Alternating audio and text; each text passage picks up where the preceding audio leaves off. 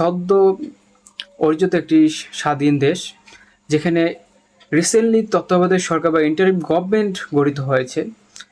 কিন্তু এই ইন্টারিম গভর্নমেন্টের পক্ষে তাদের আবাসনের চাহিদা পূরণ করা বা তাদের মৌলিক চাহিদাগুলো পূরণ করা খুবই দুষ্কর ব্যাপার হয়ে দাঁড়াবে। কারণ আমরা জানি যে বিগত সরকার বাংলাদেশকে একটি দেউলিয়া রাষ্ট্রে পরিণত করে গিয়েছে। আমাদের ব্যাংকিং খাত থেকে শুরু করে প্রশাসনিক খাত সমস্ত স্তরে, বিশেষ করে আমাদের আর্থিক খাতগুলো যেভাবে লুটপাট করে গিয়েছে, সেক্ষেত্রে এই সরকারের পক্ষে অবিলম্বে তাদের আবাসন, থাকা খাওয়ার পূর্ণ ব্যবস্থা করা খুবই কষ্টকর হয়ে দাঁড়াবে।